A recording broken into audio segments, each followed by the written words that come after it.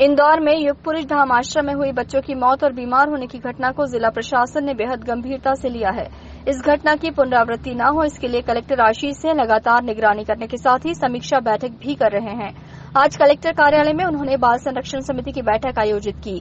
इस बैठक में महिला एवं बाल विकास विभाग के सभी अधिकारियों के अलावा शहर में मौजूद सभी शासकीय और निजी आश्रम के संचालक और पदाधिकारी शामिल हुए। बैठक के माध्यम से कलेक्टर आशीष सिंह ने जिले में मौजूद सभी आश्रम और संस्था की जानकारी ली। कलेक्टर आशीष सिंह के मुताबिक इन सभी संस्थानों में सुरक्षा के साथ ही बच्चों की सुविधाओं के लिए CSR से काम किए जा रहे हैं।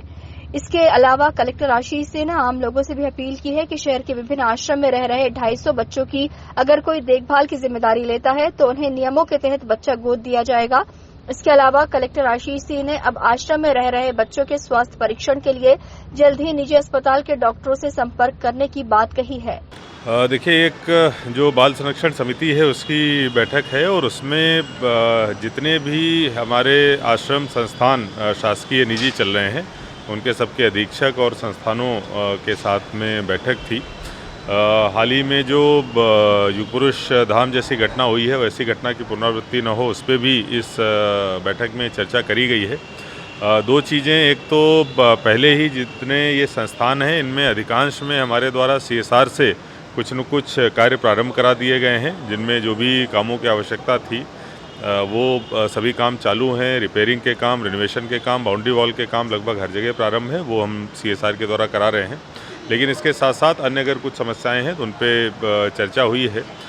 दो विशेश चीज़ें हैं। एक तो लगभग 250 की संख्या में बच्चे बच्चियां इन सारे आश्रमों में मिलाकर रहते हैं, तो हम लोग बहुत जल्दी ही एक इस तरीके की योजना लेके आएंगे कि अगर शहर का कोई निवासी इन 250 बच्चों में कोई एक या दो बच्चों को लेकर उनकी देखभाल करना चाहता है तो जो शासकीय नियम रहते हैं उन नियमों के दायरे के तहत रहते हुए इन बच्चों की देखभाल के लिए एक गोद जैसी व्यवस्था जो है हम लोग प्रारंभ करने वाले हैं, जिससे कि जो सेवा करना चाहते हैं उनको भी मौका मिलेगा और बच्चों का भी अच्छी तरीके से ध्यान दिया जा सकेगा।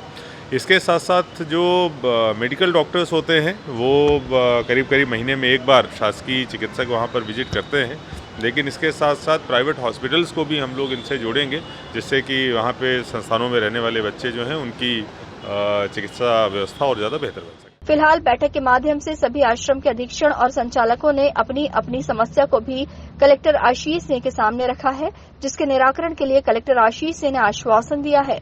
Bureau report, INN news, Indore.